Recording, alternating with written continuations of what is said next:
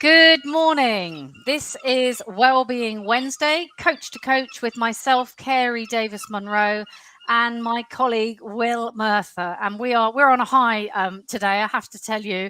After over 2 years and over 8 months of doing our coach to coach in our lives, Will and I actually met up this weekend. And I think we're on such a high that we haven't come down, Will, have we?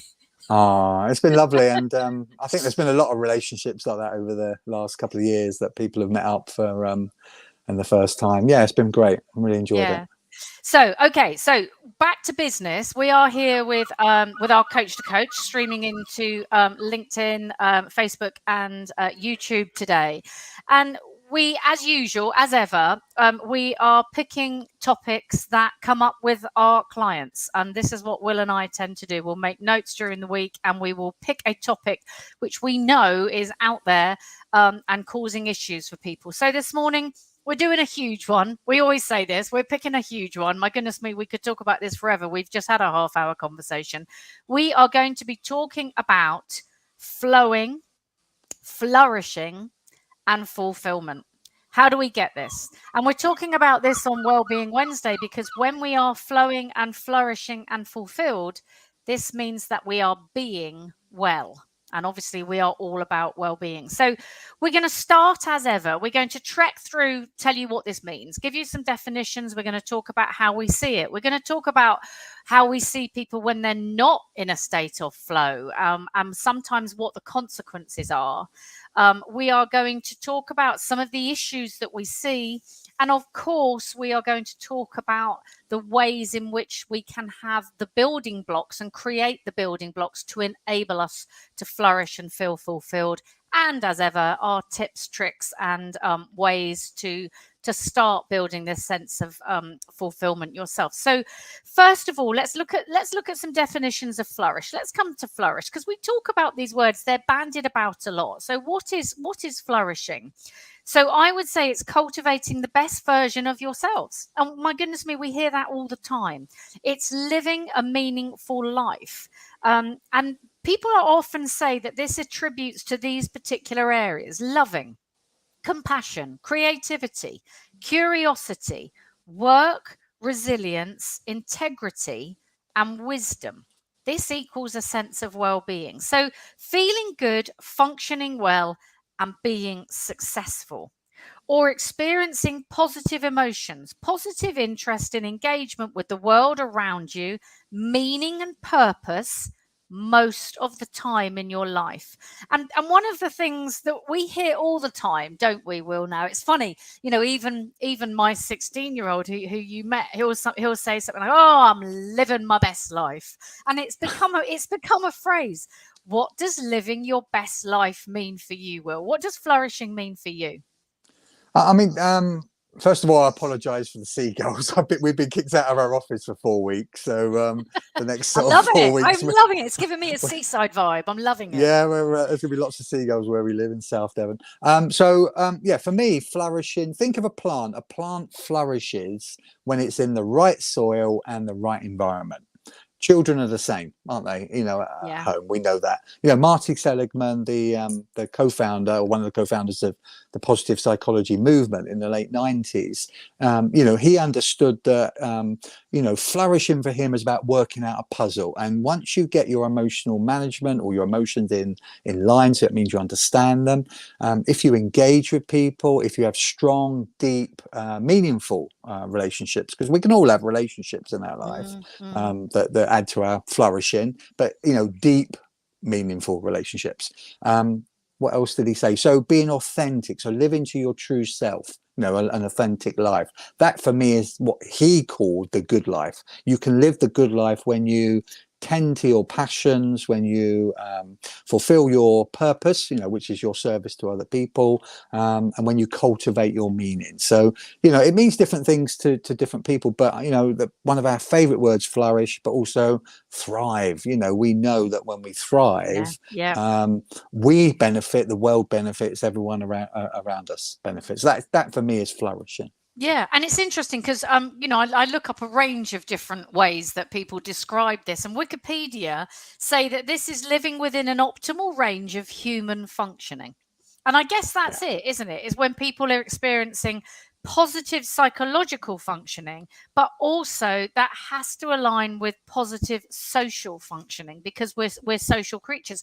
And this is why we saw in the pandemic, and this is why we saw over the last couple of years, that side for people was so important, and affects our well-being so much when we're not able to fulfill what we need socially. As we just said, we just met after 2 years. So the opposite of that, and what we're seeing a lot, would be feeling quite hollow and empty. And this feeling of or this term flourishing has become a really quite common descriptor now of positive mental health, hasn't it? Positive mental well-being. And it leads down a path or an access to a pleasant life. And it's funny, that thing that you just said, the good life. I have to always go back to Richard Bryars. I think of the good life when you say that. Literally, that old show. And Fredrickson and Lasada, who were also part of this, first defining what flourishing meant, say it's characterized by 4 parts. And I know you characterize this very similarly, but slightly differently. They say goodness, generative, growth, and resilience. And this is very much related to what Aristotle said, his concept of what was called eudaimonia. The human flourishing offers a view of the human good that's objective, inclusive, individualized. Let's not forget, because we can talk about all the things that these psychologists say, well, you're flourishing when, but actually it's individual, which we have to remember. It's what you have agency over, therefore it's self-directed, and it's, contributing to a state of being. And interestingly enough, Bill, this is incredible. Keyes said that only 18.1% of Americans, so I guess that's, that translates to us too, are flourishing. I would say that that would probably replicate my client base as well, bearing in mind that we both coach a variety of people in all sectors, high performers right down to people coming out of addictions that are trying to piece their life together, and everyone in between. I would say that's probably a very good 1 in 5 would be round about what I think we would, because we're all ultimately, if you were to say to people, what do you want? They want to fulfill their goals. They want inner peace. They want to feel that their life matters. They want that sense of achievement. We actually, regardless of age, gender, sex, different parts of the world, whatever society you're in, whatever culture you're in, we all pretty much want the same things. And when we flourish, life flourish, everyone wins, and we all love win-wins, don't we? And I think if we sort of look at the next sort of stage, moving on from flourishing, which is being in your flow, because I constantly, with the sports elite people that I clients that I'm coaching, they'll often talk about being in the zone. Well, that's the kind of the same sort of thing in the flow. Definitely, They talk about being fully absorbed or immersed. They will use the words. So I'm trying to get them when they're, on the pitch or on the court, what's happening. They're fully engaged so much and absorbed and focused by what they're doing. It's almost like time stops. Now, if I'm coaching creatives and people in the TV world, when and the writers and producers, what they often tell me is when they're fully focused and in their flow, they almost forget the time. They forget to eat. Before they know it, they think it's an hour gone and 5 hours have gone. So for me, flow is sort of being, not only is it actualizing our creative potential and being in our lane, as Oprah called it, when you're in your lane. For me, flow is when your expectations are being met. You've got this blueprint, as Tony Robbins always talked about. You've got this blueprint for life, and your life is matching your blueprint. That is when you're in your flow. Being where you feel you should be right now. That is being in your flow. Yeah, and I think for me, flow is something that comes out of flourishing. It's actually part of flourishing, because it's part of. Again, coming back to Seligman, he says there's 5 building blocks. He calls it PERMA. So we've got positive emotion, engagement, and flow comes out of engagement, relationships, meaning and purpose that we keep talking about, and accomplishment. And, part of what he says is being in flow, and I know this, I'm going to come back to some examples of flow, and I did it from my family. But flow is the activity in itself is its own reward. You're not looking for gratification at the end of it. You're not looking for an answer. It's that I'm being in it and I'm feeling so good in my flow that I'm not Yeah. looking for anything else. And I love this. Flow is experienced when one's skills are just sufficient for a challenging activity in the pursuit of a clear goal with immediate feedback on the process towards the goal. In such an activity, concentration is fully absorbed in the moment. Self-awareness disappears and the perception of time is distorted. Just what you said, Will, people losing time. Time stops. And flow can be experienced in a wide variety of activities: conversation, work, musical instrument. Goodness me, we know that. Reading a book. People can be sat reading a book for hours, building furniture, fixing a bike, doing whatever. So for me, the flow is part of and comes out of that real need in our life for some sort of purposeful engagement. When somebody is fully deploying their skills and attention and getting that wonderful feeling out of it. I think the reason we only came up with this subject last night, didn't we? And I think the reason I thought it was so important to talk about why so many people aren't flowing and aren't fulfilled in their life and aren't flourishing is that we've got a massive problem today, and it's no good thinking that this is a generational problem or an affluence problem, because you and I coach people right across the spectrum, and we notice this this issue of something missing in their lives from some of our highest achievers, or earning ridiculous amounts more, I'd say. So I think we've got to put it away that the funny thing is, in spite of this, the creature comforts that we've all got in modern life, that our the kind of life that our parents and ancestors would have dreamed of, with luxury and comfort and security, still we have this gnawing, nagging doubt, don't we, that something's not okay in our life. So, this is not just my feeling. This is like what I've had over many years since we've started our coaching company 8 years ago. If I coach a high performer and there's something missing in their life, they are feeling out of sorts. They're feeling some kind of disconnection. And what I mean by that is a disconnection to themselves and also others. So it's there's two ways there. They're feeling unfulfilled, unappreciated, unloved, uninspired, lost.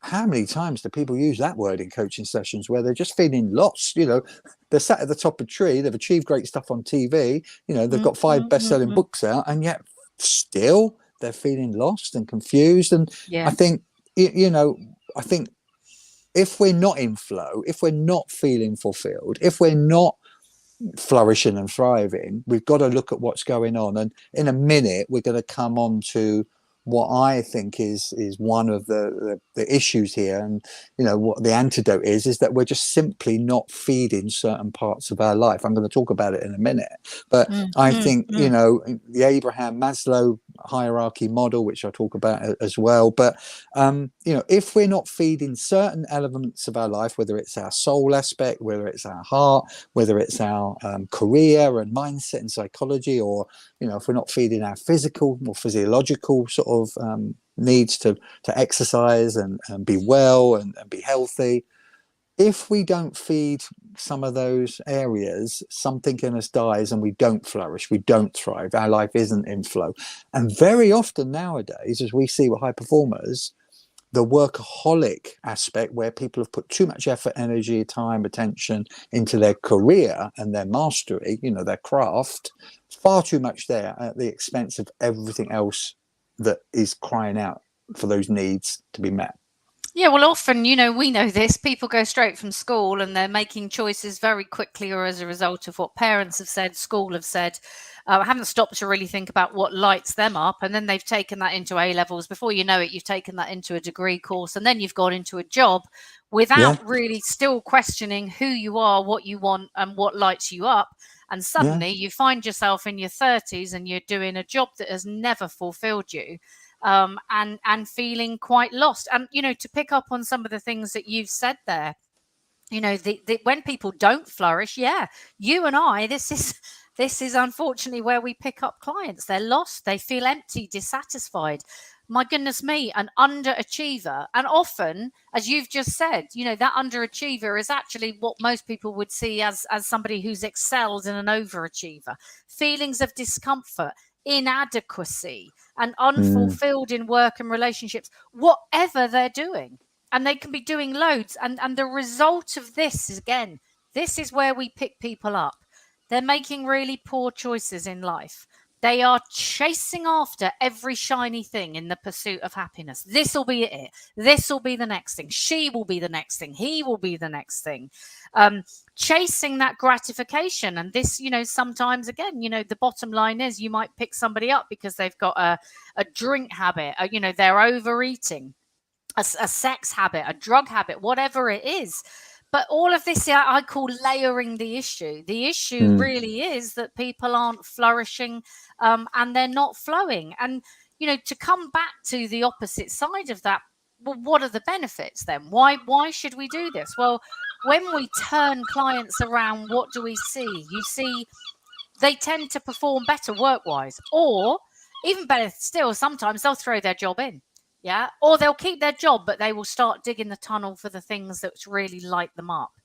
They will have more satisfying relationships. They will be more cooperative. And that's a really strange thing. They're not looking for confrontation because they're not unhappy in themselves. So we become more cooperative people. Life becomes easier. Funnily enough, you have a stronger immunity, something I'm banging on always about. Better physical health. We live longer, can you believe it, when we're flourishing? And this is all evidence-based. Reduced cardiovascular death, fewer sleep problems when we're fulfilled. And this all makes sense, doesn't it? We're not waking up in the night feeling, oh, I didn't do that, or this is worrying me, or oh my goodness, when is this going to happen to me? Lower levels of burnout, greater self-control, and better self-regulation and coping ability. And this comes back to this word which we bandy about a lot, resilience. Yeah. And this makes us pro-social, which is part of the flourishing anyway. And interestingly enough, this leads into, again, we talk about optimistic people and people who are pessimistic, but research shows this leads, if we're optimistic, less depression, less anxiety, better performance at school, work, physically, sports-wise, and better physical health. So, goodness me, we've got the upside and the downside. What we always try to do on here is note why these are topics that we can't ignore, Will, can we? We can't. And I think what we have to be careful of, you and I coach high performance habits. And what we tend to get carried away with high performance habits is about, it's about self-development, improvement, high performance. It's about, psychology. The problem is we get very deep into that rabbit hole and not realize that there's actually, in my mind, there's lots of other needs that are not being met. So, if someone says we're talking basic needs, basic needs, well, on a hierarchical system of Maslow, that's always the basic needs: food, clothing, shelter, job security, good relations, solid relationships, friendships, all that stuff. And I would suggest to anyone, I'm not going to go through it now, but anyone go to Google Maslow hierarchy of needs, and that will give a very simple 5-level understanding where self-actualization, which is living your best life and utilizing your unleashing your potential, that is at the top pillar at level 5. But let's just go through the shopping list. What needs have we got? We've got certain emotional needs, we've got physical and well-being needs, we've got needs that the heart want to fulfill, we've got soul needs, which is purpose, we've got physiological needs, which is to have good health and well-being and exercise and movement, we've got career needs, we've got relationship needs, we've got connection needs. So in my forthcoming book, I've broken it down into 4 sections, and I think I've got to be careful, I don't want to go through them too many, but there's basically 4. So we've got our mindset, psychology, and work needs, which are to develop, to become better, self-improvement, mastery. So that's basically our sense of self, because I think all of this is hardwired into us for evolution, isn't it, Carrie? That Mm, we are hardwired to be better and grow and develop. And I think that whether that's a personal perspective or in a work capacity in a career, it's the same thing. It's about becoming better, mastery. So that's one of the big psychology needs. And then the other needs, going around the circle just quickly, is like, the soul needs. So what do I mean by soul? That is like what makes you come alive when you give purpose, which means to society, to give out, to do something for the collective. So community work, sense of contribution and meaning, and then you've got other, relationships, gardening, cooking, soul food, anything. What is your soul food? It's different. Creativity, success, all these words we throw out there, but they all mean completely different things to different people, don't they? So we've got to be really careful that we don't get tied up what we think people mean by soul or purpose. And then the third one is heart, which is really, what would it be best? Love and passion. That would be heart. So when I say to people about, okay, let's write your heart needs down, often they'll come out with, I need intimacy, I need connection, I need gratitude, I need a sense of being authentic, I need compassion, I need dance, music, pets, hobbies, empathy, nature, creativity, joy, laughter. They're all in there, and that's under the heart. And then the final one, which is your area, and I won't go too much over to your area, is really exercise, well-being and health, isn't it? Yeah, well, for me, all of this is well-being. It being well is combining this psychological wellness with our physical wellness. So, yeah, no, I love all of those, and I think it's really interesting because, as you said, different things mean different people. And I would say, when we start with clients, we don't say, right, these are the areas we're going to talk about. We come from a starting point where we meet people and ask them to break it down. Tell me what's important to you. Tell me, if you had a pie, what needs to go in there? Yeah, because it might be that your current pie is comprised of things in your life that actually aren't serving you. So let's look at what's there. This is what I always do. And then I look at, okay, whether we do it in a battery form or a pie form, what needs to be there? What is so important to you that when we're redesigning your life, which is what we're doing here, from scratch, what has to be in there? So when we talk about these areas, these are the commonalities that you and I both see, and that the psychologists tell us that should be there. But let's bring this right the way down to, some of our clients and us, Bill. I thought this was really interesting. I was thinking about this morning. Being in that zone, as you say, what does it look like? Well, I've got one client who is, professionally incredibly successful. His being in the flow isn't at work. His being in the flow is coming back, spending hours immersed in model aeroplane making. That's his flow. Hours. I went around my household. So my 16-year-old son, what's being in the flow for him? Gaming or skateboarding. That's his flow. What's being in the flow for my 18-year-old daughter? Dancing. She's a dancer. What's being in the flow for me? Without doubt, it's coaching. Come off on a massive high. I lose time. My clients will tell you I'm rubbish at keeping time. Probably shouldn't divulge that. What's being in the flow? What's being in the flow for my partner? Working, being involved in a big transaction. Some of my clients, I've got an award-winning care home owner, goes into lots of different care homes and works with people. What's being in the flow for her? Coordinating, leading, changing around, these homes. Another one of my clients, cycling competitively. So it's different for all of us. And funnily enough, I've got an older son, as you know, Will, because you coach him. I was trying to think what gets him in his flow. Well, he's in a difficult place right now. Nothing's getting him in his flow. So that was really quite illuminating, for me to really think, well, yeah, no, he hasn't found it yet. This is what you're working on, but outwardly, what does that look like when we have flow, etc.? Good health, positive emotions, that thing that you've talked about. One of our basic human needs is to move forwards, to grow, to change. It's a level of productivity, good relationships, and it's that peace with ourselves, isn't it? Engaged in activities that definitely give us that flow. But when we mentioned earlier, and you were talking about goals, When we meet people, how many of them have started to think about what they really, really, really want? None of them. How many of them really know what lights them up, Will? Well, they haven't, and the biggest thing that you and I see that holds them back often is that they are holding on to other people's opinions. Sometimes they're teachers, sometimes they're parents, sometimes a girlfriend years ago of what we should be doing. And so for me, it's sort of often the word comes up, peace and freedom. And that's like, that the opposite of that is independent thinking, agency over your life, isn't it? It's managing that Autonomy. energy. Yeah. Yeah, autonomy. And the next one that we come on to, is really fulfillment, because I've lost count the amount of times I will ask people, okay, what needs are not being met for you, and what stuff in your life is not feeling fulfilled. And you can generally hear it. I do most of my calls over the phone. Just worked better, but I'm surprised the majority of people who haven't thought about this before. Now, fulfillment, again, another word, it means different things to different people, but look at the dictionary. Fulfillment is the achievement of something desired or fulfilling a need.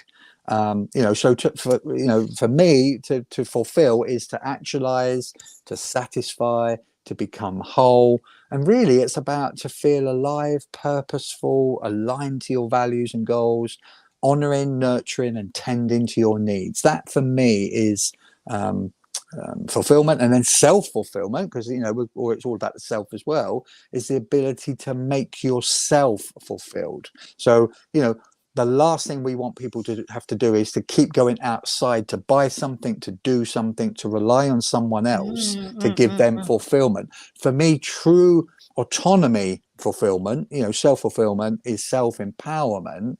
And that is when you don't need anyone else or anything else, but you will become fulfilled in what you do. And that is true freedom, I think. Yeah. Oh, and that, the words that are coming up there, it's intrinsic, not extrinsic, isn't it? We have to know the intrinsic before, or we end up shopping for hours, or we end up gambling, or we end up drinking because we're looking for something else. So let's look at the how, Will. And I'm going to come back to you in a second. So we've got lots, obviously we do this and we talk about this a lot. So you and I use lots of the same tools, but, let's come to something for me, which is always a starting point. And I've just been through this process with 2 clients. So they're coming to mind quite readily, starting right at the very beginning. And I tend to start, and we all do this in different ways, but I tend to start with really digging down and finding what the values are, what makes them tick, what's, cut them open, what's written through them like a stick of rock, and building that personal philosophy. And I know that you've got some wonderful questions, haven't you, that you use. So over to you. Will you give us your questions that you always ask people? Yeah, so I will get, journaling, as you know, is a big subject and pattern of behavior that I encourage clients to do. Now I will get them to get their journal and write these questions. I've just quickly, the top of my head, come through 7. So you write your journal and you write the question at the top of the page, and you really spend some time pondering, contemplating this question. So number 1 would be, what really matters to me? Number 2 would be, what do I really care about? Or put another way, what's important to me? Number 3 would be, what's my true values and morals? Because people don't think about this. What are my values? Number 4, what's my non-negotiables? What am I prepared to not negotiate on or move on? Because that is part of my DNA of who I am. The next one is, what am I not prepared to tolerate? Great word. Great word. What am I prepared to not tolerate? Number 6 is, what have I had enough of? And my God, people are yeah, thinking that over the last 2 years. What is not serving me? Yeah, what's not serving me? What am I tolerating? Because that will often be the fire starter. Yeah. That will get you going. And last couple is, what do I truly love and are passionate about, and gives me meaning? And number 7 is, what's my boundaries? Now, take a whole page for each of those questions. Because, if you want world-class answers to your life, you're going to ask world-class questions. And often, as we know, a lot of clients and ourselves, we're not immune to this, but we're just not asking good enough questions. No. And I think they're difficult questions. Don't get me wrong. And you Mm. know that each one of those is a topic in ourself, itself, as I said, values that is best thrashed out with somebody else, Yeah. because it's very hard to come out of, what you're used to, your own use of language, your own perceptions, and to raise that awareness. And that's why, that's what we do as coaches. So I think they're difficult questions. And I think that once you've done that, you do need to take them to somebody else, whether it's a friend, whether it's a partner. And you need to start getting somebody else's thoughts, because Feedback. we're stuck in our Get own some thoughts. feedback. Some of the things I'd add to that really quickly that we can start doing to become and feel more fulfilled: gratitude. Include a gratitude practice. 3 things at the end of every day that you are pleased that happened, or pleased that you have. And this doesn't mean big things. I always mention my white tea. I'm pleased that 20 years ago, when I gave up milk, I managed to find a white tea. It's delicious. I have 5 cups a day and it keeps me going. And we've all tasted it now. Yeah. Hopefully Jane's going to start having that. So gratitude is wonderful. We know it changes the colors of our brain. Again, everything that you and I do, Will, it's evidence-based. There's science behind it. Forgiveness. This ties into your question of what you're holding on to. Forgiveness is huge. When we literally carry this like a rock, resentment or bad feeling, it's only us that it harms. So forgiveness is always an area that I work on with people. And I've got understanding needs. When we start working with clients, often, and I work with a lot of women who might have children or whatever, and I come back to, well, when's the last time somebody asked you what your needs are? I'll be like, God, I don't know. Well, do you know what your needs are? No. Well, if you don't know what your needs are, how can these people and your partner and how can they possibly know what your needs are? And I have to say, that's raised my own level of awareness, as a mum. And break down life into the pieces that you want. So go through the exercise of what's my life comprised of right now, if I had to break it down. And what do I want it to be comprised of in terms of taking my needs into areas that I feel fulfilled, or I want fulfillment. And then set yourself some proper goals, and don't just do this as a New Year's resolution kind of goal setting. Again, go to someone and do it properly, or find there's all sorts of guidance on the web. And this is consolidating and focusing on what you want. I love the book at the moment, 4,000 Weeks. We've all got around 4,000 weeks to live. My goodness me, that focuses your mind on what you want, and the idea of, for me, flowing and flourishing equals fulfillment, and the Cambridge Dictionary says fulfillment is a feeling of pleasure and satisfaction because you're happy with your life, Will. Oh, and that thing you just mentioned it brilliantly about people not knowing their own needs is, the antidote to that is self-compassion. The antidote to that is what is self-compassion? Self-compassion is not selfishness. Self-compassion is you've got to put your oxygen mask on first, and then you can help lots of other people. Absolutely. Right, we're over time as usual. Will, thank you so much. Huge topic. Big subject. We're seeing so much of this. People dissatisfied.